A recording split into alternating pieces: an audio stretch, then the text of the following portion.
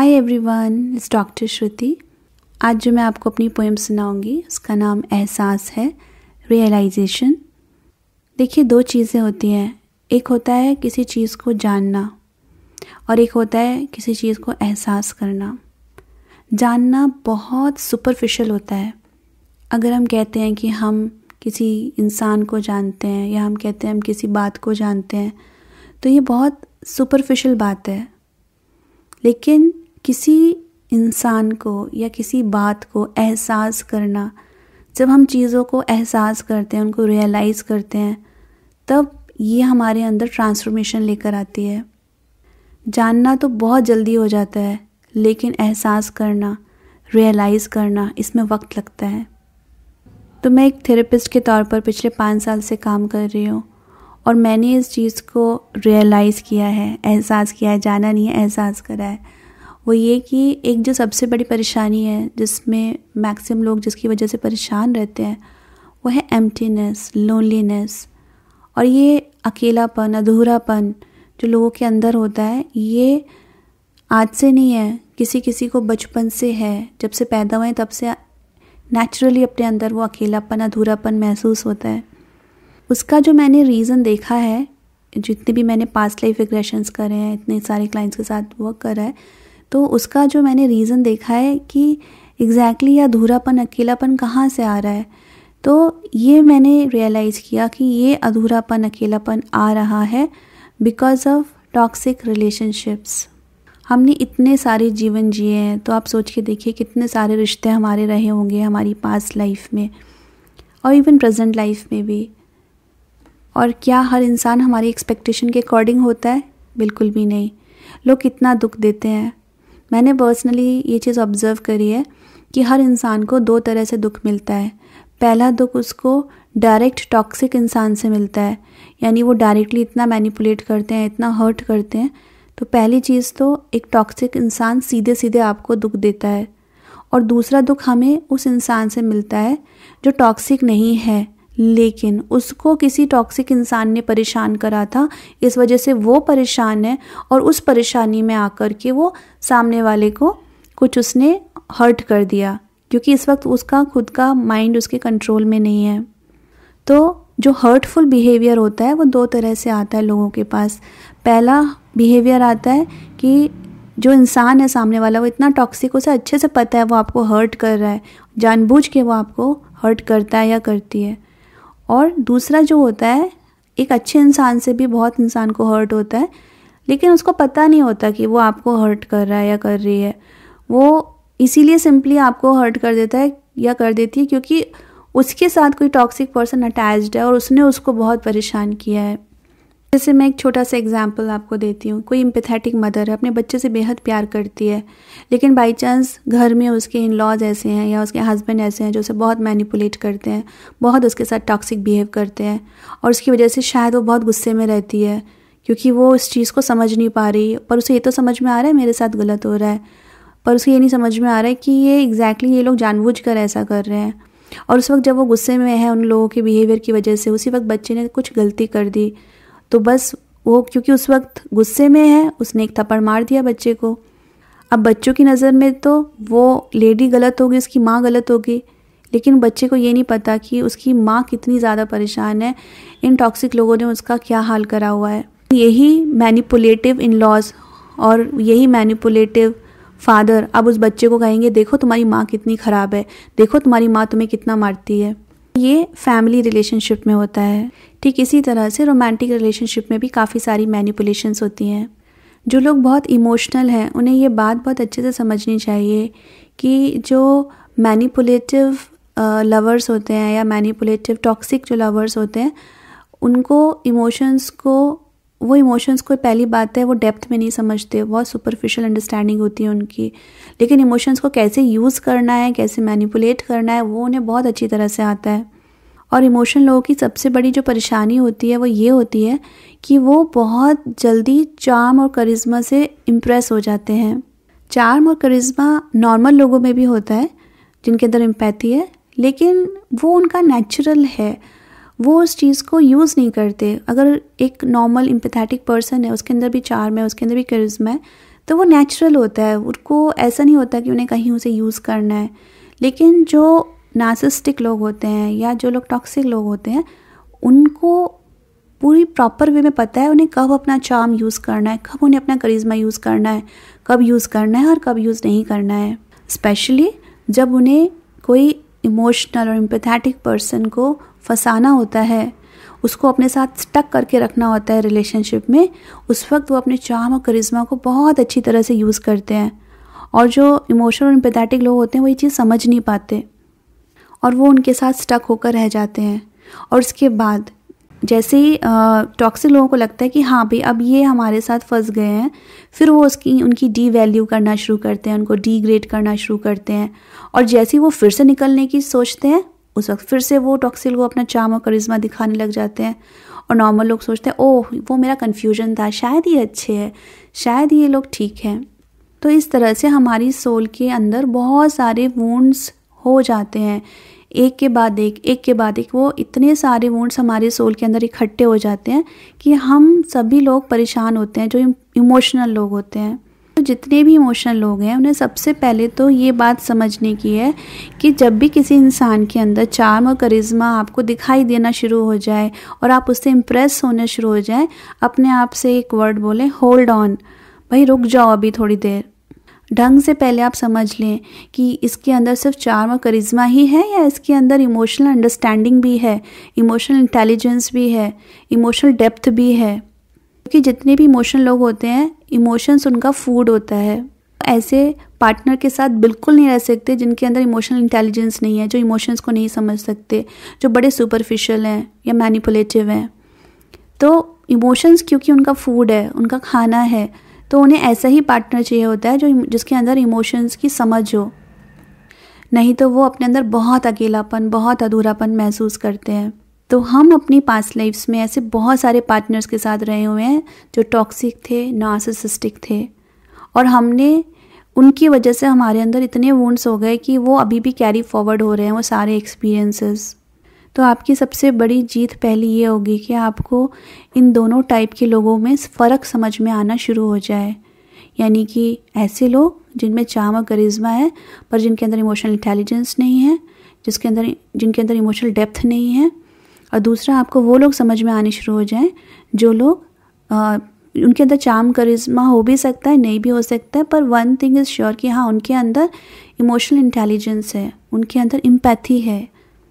तो जैसे मैंने आपको बताया कि जो इमोशनल और एम्पैथी वाले लोग हैं, इमोशनल उनका फूड होता है। ऐसे ही जो टॉक्सिक लोग होते हैं, नार्सिसिस्टिक लोग होते हैं, उनके लिए उनका फूड होता है एप्रिसिएशन। यानी उनको 24 घंटे उनकी तारीफ़ें आपको करनी है। अगर आप उनकी तारीफ़ें नहीं करोगे तो वो नाराज़ हो जाते हैं। ये उनकी बहुत बड़ी परेशानी है। और तारीफ़ भी कैसे कि आप 10 लोगों के सामने उनके बारे में बोलें कि हाँ वो बड़े अच्छे हैं। तारीफ़ें नॉर्मल लोगों को भी चाहिए होती है, एम्पैथेटिक लोगों को भी चाहिए होती है अपने पार्टनर से, लेकिन वो कोशिश करेंगे कि भाई आप उनको तब प्रेज़ करो, तब अप्रिशिएट करो जब आप उनके साथ, आपका अपना मी टाइम है, जब आप उनके साथ अकेले में हो, तब उन्हें लगता है कि हाँ अब ये मेरी तारीफ़ करें या मुझे अप्रिशिएट करें। वो 10 लोगों के सामने आपसे तभी तारीफ़ मांगेंगे जब अगर आपने उनको लेट डाउन करा है, आपने 10 लोगों के सामने किसी और की तारीफ़ करी है, तब उनको वो ज़रूर लगेगा कि अच्छा, वो भी आउट ऑफ इस फियर में कि कहीं ये किसी और को पसंद करने लग गए हैं। मतलब उनको आप में पर्सनल इंटरेस्ट होता है। जो भी एम्पैथेटिक लोग होते हैं वो पर्सनली आपसे पर्सनल लेवल पर कनेक्ट होते हैं। लेकिन जो टॉक्सिक लोग होते हैं, नार्सिसिस्टिक लोग होते हैं, उनको पर्सनल कनेक्शन से कोई मतलब नहीं है। उनको सिर्फ 50 लोगों के सामने, 10 लोगों के सामने तारीफ़ें इसलिए चाहिए होती हैं कि वो दुनिया को दिखा सके, देखा मैं कुछ हूँ, देखा मैं ये हूँ, देखा मैं वो हूँ। इस तरह से उन्हें पूरी दुनिया के सामने ये दिखाना होता है कि मैं बेस्ट हूँ।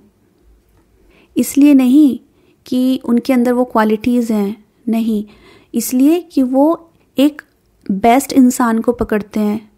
जितने भी एम्पैथेटिक लोग होते हैं, इमोशनल लोग होते हैं, वो मोस्टली वो बड़े अचीवर होते हैं।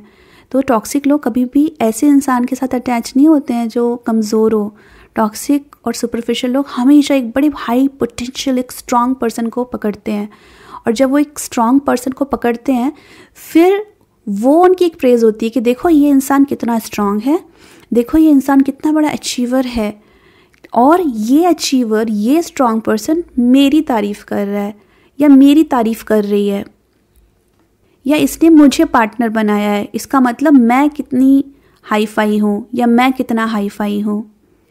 मुझे एक अपना ये किस्सा याद आता है। मैं शुरू से ही एक्चुअली काफ़ी चीज़ों में मेरा इंटरेस्ट था, तो मुझे शुरू से लोग सॉरी मैं अपनी प्रेज़ नहीं कर रही हूँ, जस्ट क्योंकि मुझे एक आपको कॉन्सेप्ट समझाना है इसलिए थोड़ा सा बता रही हूँ अपने बारे में। तो शुरू से लोग मुझे मल्टी टैलेंटेड या इस तरह से बोलते थे। तो मैं एक नार्सिसिस्टिक रिलेशनशिप में थी और मैं उस नार्सिसिस्टिक पर्सन के साथ खड़ी हुई थी। तो वहाँ पे कोई पर्सन आए तो वो मुझे जानते थे कि हाँ ये बहुत टैलेंटेड है। तो उन्होंने जब उन्हें पता चला कि मैं इस पर्सन के साथ रिलेशनशिप में हूँ तो उन्होंने उसको देखा, फिर उन्होंने मुझे देखा, तो उन्होंने फिर मुझे बोला इस पर्सन के अंदर ज़रूर कोई बात होगी, तभी आपने इनको चूज़ किया है, इस पर्सन के अंदर ज़रूर कोई बहुत बड़ी बात होगी। तो मैं उनकी शक्ल देख रही थी, तो मतलब आप समझ रहे हैं, आप की जो लाइट होती है ना, आपका जो टैलेंट होता है एम्पैथेटिक लोगों का, वो इतना ज़्यादा होता है कि जो एक छोटा सा कोई पत्थर होता है ना, उसको भी चमकीला बना देता है। जितने भी टॉक्सिक लोग होते हैं, दुनिया भर के जितने भी टॉक्सिक लोग होते हैं, आप लिखवा लीजिए, वो अपने चार्म और करिश्मा को इतना अच्छे से यूज़ करते हैं और वो एक बहुत ही ज़्यादा एक टैलेंटेड पर्सन को, एक अचीवर को, एक स्ट्रॉन्ग पर्सन को चूज़ करते हैं रिलेशनशिप के लिए, और फिर उसकी लाइट से वो चमकते हैं और दुनिया को यही लगता है अच्छा इतने टैलेंटेड इंसान है, इतने बड़े अचीवर ने, या इसने इसको चूज़ करा है, इसका मतलब इसके अंदर तो कोई बात नहीं है, इसके अंदर बहुत बड़ी बात है, और वो ये प्रूव करवा लेते हैं। तो सबसे इम्पॉर्टेंट ये बात है, अगर आप पहचान चुके हैं कि कोई इंसान आपको मैनिपुलेट कर रहा है, आपको प्रेशराइज कर रहा है, आपको परेशान कर रहा है, सबसे पहली चीज़ अपनी पावर वापस ले लीजिए। उसके चार्म और करिश्मा में बिल्कुल मत अटकिए। ये ठीक बिल्कुल वैसा ही है जैसे आपने पुराने सीरियल्स देखे हैं जो भगवान वाले आते थे, जिसमें एक राक्षस होता था या राक्षसनी होती थी, उनके पास एक शक्ति थी, मायावी शक्ति, जिसमें वो अपना रूप बदल के बड़े सुंदर बन जाते थे, बड़े अच्छे बन जाते थे, लेकिन थे कौन? थे तो राक्षस ही। तो ठीक इसी तरह से समझने की कोशिश करिए। जितने भी टॉक्सिक लोग होते हैं, नार्सिसिस्टिक लोग होते हैं, बड़े हैंडसम लगते हैं, बड़ी ब्यूटीफुल लगती हैं वो लड़कियां, बड़े हैंडसम लगते हैं वो लड़की, बड़ा चार्म, बड़ा करिश्मा, क्या बात करने का स्टाइल, क्या लोगों को दिल लुभाने का तरीका, लेकिन एक्चुअल में वो हैं कौन? है तो राक्षस ही। डे टू डे की लाइफ जब आप उनके साथ जियोगे ना, तब आपको पता चलेगा ओ माय गॉड, सारा चार्म करिश्मा वो तभी यूज़ करते हैं, नॉर्मल लाइफ में कुछ भी नहीं होता उनके पास। जैसे पहले आपको अपने चार्म और करिश्मा में फंसाया, अब वो ठीक उसी तरह से अपना चार्म और करिश्मा बाहर यूज़ करते हैं, दूसरे लोगों के लिए यूज़ करते हैं। तो अगर आपको अपनी एम्प्टीनेस एंड लोनलीनेस ख़त्म करनी है, तो सबसे पहला तरीका आपको, तो सबसे पहली चीज़ तो यही है कि आप दोनों में ना डिफरेंस समझने की कोशिश करें। नॉर्मल लोग कैसे होते हैं और टॉक्सिक लोग कैसे होते हैं। नॉर्मल लोग का चार्म करिश्मा किस टाइप का होता है, टॉक्सिक लोगों का चार्म और करिश्मा किस टाइप का होता है। ये पहली चीज़ कि पहला एहसास हो जाए, ये समझ आ जाए। नंबर 2, सिर्फ समझना ही काफ़ी नहीं है, उसके बाद नंबर 2 जो बहुत इम्पॉर्टेंट है, अपनी पावर वापस ले लेना, यानी ऐसे लोगों को कम्प्लीटली कट ऑफ कर देना, वो भी विदाउट एनी गिल्ट। ये दूसरी बहुत इम्पॉर्टेंट जीत होती है। अगर आपने ये नहीं करा तो अब आप जन्मों जन्मों तक इनके चक्कर में फंसे रहेंगे। जन्मों जन्मों तक ये आपको ऐसे ही हर्ट करेंगे, आपको ऐसे ही इमोशनल वुंड्स देंगे और आप ऐसे ही परेशान होते रहोगे। नंबर 3 जो आप चीज़ को ध्यान रखना है, इसके बाद आपको अपना जो कनेक्शन है खुद के साथ और भगवान के साथ जोड़ना है। देखो, चाहे टॉक्सिक लोग हो या नॉर्मल लोग हो, हर इंसान आएगा जाएगा आपकी ज़िंदगी में, राइट टाइम पर आएगा, राइट टाइम पे जाएगा, राइट टाइम पे कोई आएगी, राइट टाइम पे कोई जाएगी, ऐसा चलता ही रहेगा। और आपने अगर अपने इमोशंस बाहर सबसे जोड़ लिए तो आपका भी दिल हमेशा टूटता ही रहेगा। तो बाहर हम भले ही लविंग हो, केयरिंग हो, सब कुछ हो, लेकिन एक जो चीज़ है ना कि हमें अपना डीप इमोशन किससे जोड़ के रखना है, वो हमें भगवान से जोड़ के रखना है। अगर आपने अपना डीप इमोशन भगवान से जोड़ के रख के फिर सबके साथ आपने अच्छा बिहेव करा, तब आप कभी भी हर्ट नहीं होंगे, तब आपके अंदर लोनलीनेस, एम्प्टीनेस नहीं आएगी। तो ये चीज़ हमेशा याद रखना कि भगवान मेरे सबसे बड़े और सबसे सच्चे साथी हैं, वो रूट हैं। जैसे एक प्लांट होता है ना, अगर हम उसके रूट्स में पानी दें तो वो पूरा का पूरा प्लांट, उसके फ्लावर भी उसका खिला रहेगा, उसकी पत्तियाँ भी खिली रहेंगी, वो पूरा ही प्लांट बहुत अच्छे से फ्लरिश होगा। लेकिन कोई कहे हम सिर्फ पत्ती को पानी दें, सिर्फ फूल को पानी दें, तो कुछ भी नहीं होगा।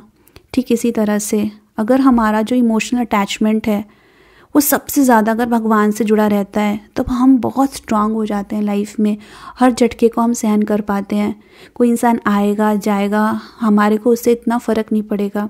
तो तीसरी ये बहुत इंपॉर्टेंट बात है कि आप अपना कनेक्शन भगवान के साथ बहुत स्ट्रांग बनाएं, अपने साथ और भगवान के साथ। ऐसे करने से आपकी एम्प्टीनेस, लोनलीनेस पूरी तरह से रिलीज़ हो जाएगी। और फोर्थ, नंबर 1, मतलब बहुत इंपॉर्टेंट है फोर्थ वाला, क्योंकि ऑलरेडी आपके बहुत सारे पास्ट एक्सपीरियंसेस ऑलरेडी हो चुके हैं जहाँ पे आपने लोनलीनेस और एम्प्टीनेस एक्सपीरियंस करी थी। उसके लिए आप थेरेपी लीजिए। जब आप थेरेपी लेंगे तो उस थेरेपी की हेल्प से आप जब सारे पास्ट को रिलीज़ कर देंगे जहाँ पे ऐसे पेनफुल एक्सपीरियंसेस हुए हैं, तो भी आप बहुत हैप्पी और पीसफुल हो जाएंगे। अगर आपको पास्ट को रिलीज़ करने में मेरी हेल्प चाहिए तो आप मेरा healing program soul surgery system join कर सकते हैं। लेकिन पास्ट को रिलीज़ करने के लिए आपको एक प्रोफेशनल हेल्प की ज़रूरत पड़ेगी, वो आप अपने आप से नहीं कर पाएंगे। तो टेक प्रोफेशनल हेल्प, कहीं से भी लें, लेकिन लीजिए आप। तो आज जो मैंने आपको ये 4 बातें सिखाई हैं, इसको आप बिल्कुल मत भूलिएगा, हमेशा याद रखना। और अगर आप ये चारों गाइडलाइंस फॉलो करेंगे तो आपकी एम्प्टीनेस, आपकी लोनलीनेस पूरी तरह से रिलीज़ हो जाएगी। तो चलिए शुरू करते हैं आज की पोयम, जिसका नाम है एहसास। पहले डूबती हुई नाव थी पर सहारा नहीं, आंखों से निकलते आंसू थे पर रास्ता नहीं, अकेलापन था लेकिन कोई साथ नहीं, खामोशी थी पर आवाज़ नहीं, कहते तो सभी हैं हम तुम्हारे साथ हैं पर कोई मेरे साथ नहीं। सच तो ये है मेरी डूबती हुई नाव को भंवर में मिला सहारा, जब मुझे तेरा किनारा मिला। आंखों से निकलते हुए आंसुओं को मिला रास्ता, जब उन्हें पोंछने के लिए तेरा हाथ मिला। मेरे अकेलेपन को मिला किनारा, जब उसे दूर करने के लिए तेरा साथ मिला। मेरी खामोशी को मिली आवाज़, जब उसे तेरे शब्दों का साथ मिला। मुझे मिल गया सब कुछ, जब रब मेरे साथ है, ऐसा मुझे एहसास मिला। सो माय डियर वंस, आपका अकेलापन, आपका अधूरापन, आपकी लोनलीनेस, एम्प्टीनेस तब तक ख़त्म नहीं होगी जब तक आप इस चीज़ को एहसास नहीं कर लेंगे कि आप अकेले नहीं हैं। आपका रब आपके साथ है, भगवान आपके साथ हैं। सो माय डियर वंस, अपने हार्ट और इमोशंस का ध्यान रखें, ये बहुत प्रीशियस है, इसे प्रोटेक्ट करके बचा के रखें टॉक्सिक लोगों से। Thank you for listening to me. Bye.